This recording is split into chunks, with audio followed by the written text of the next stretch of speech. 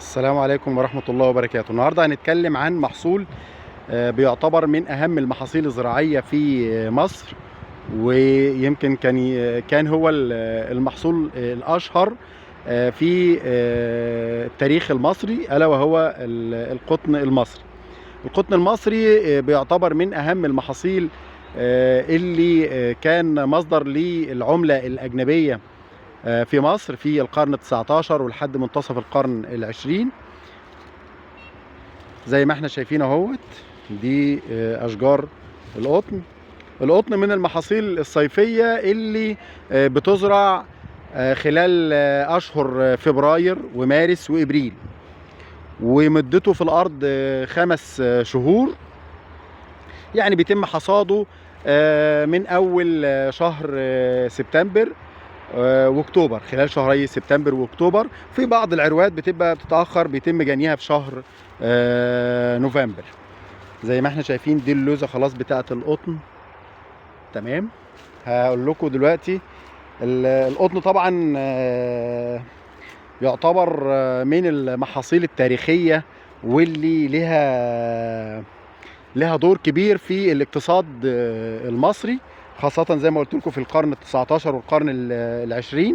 يمكن تراجعت الأهمية بتاعة القطن شوية في من بعد النص الثاني من القرن ال20 لحد دلوقتي، وإن كان بقالنا 3 سنين، يعني من 2021 بدأ الاهتمام الدولة بمحصول القطن يرجع تاني. السنة اللي فاتت كان مزروع حوالي 330 ألف فدان، ودي مساحة كبيرة جدا مقارنة باللي كان بيزرع في بداية الألفية اللي احنا فيها، أو النص الثاني من القرن ال20. زي ما احنا شايفين دلوقتي اهوت ادي أشجار القطن. عاوز بس أبين لكم مراحل المراحل اللي بيطلع منها القطن. احنا شايفين دلوقتي كده دي زهرة صفرة هيت، تمام، باينة. الزهرة الصفرة ديت بعد شوية بيطلع منها اللوزة دي، شايفين كده؟ اوريها لكم شوية بوضوح. دي اللوزة هي بتاعة القطن، تمام. اللوزة دي بعد فترة بتتفتح ويطلع منها الشعر دوت، او اللي احنا بنسميه القطن المصري. زي ما احنا شايفين اهوت، ده قطن اهيت، تمام. لو فرزناها كده شوية هنلاقي فيها حبوب، ثواني بس تطلع، تمام. بذرة كده اهيت، بصوا اديكوا زي ما احنا شايفين كده، دي بذرة سمراء اهي، تمام. دي بذرة القطن، لان دي لها يعني جزء مهم جدا في اهمية محصول القطن.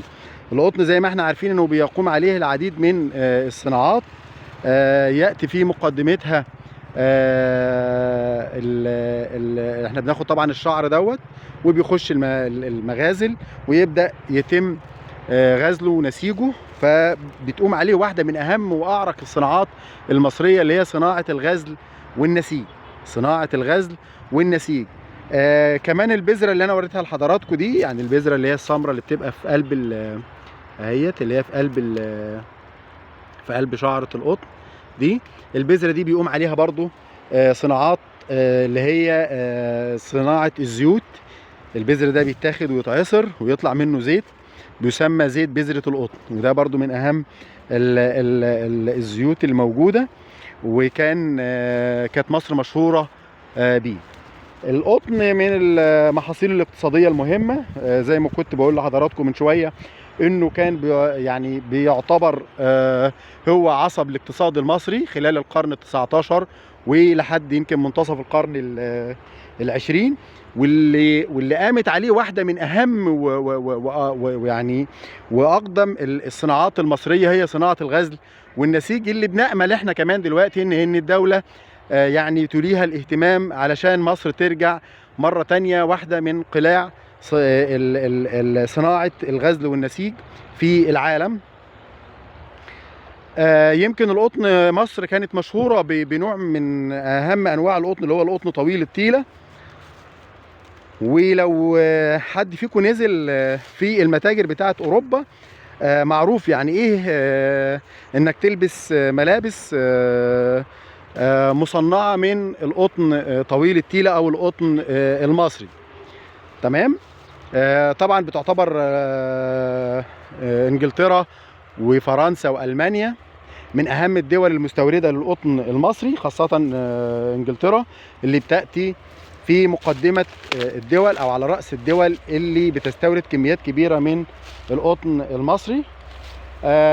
زي ما قلت لحضراتكم، يمكن اهم المناطق اللي بيتم زراعه القطن المصري فيها هي محافظات كفر الشيخ والدقهليه والغربيه والمنوفيه وسوهاج والمنيا والقليوبيه.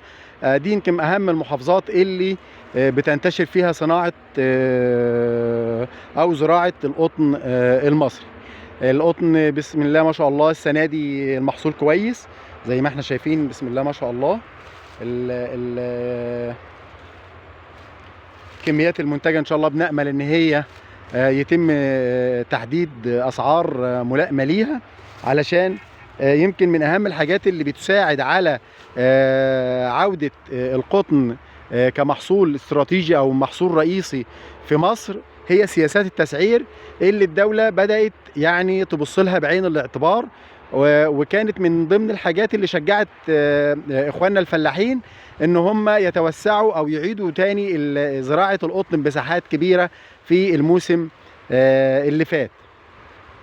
يعني دي كانت إطلالة سريعة كده على محصول من أهم المحاصيل التاريخية في مصر اللي هو محصول القطن، وإن شاء الله بإذن الله نلتقي مرة أخرى مع محصول من المحاصيل ذات القيمة الاقتصادية في الاقتصاد المصري إن شاء الله.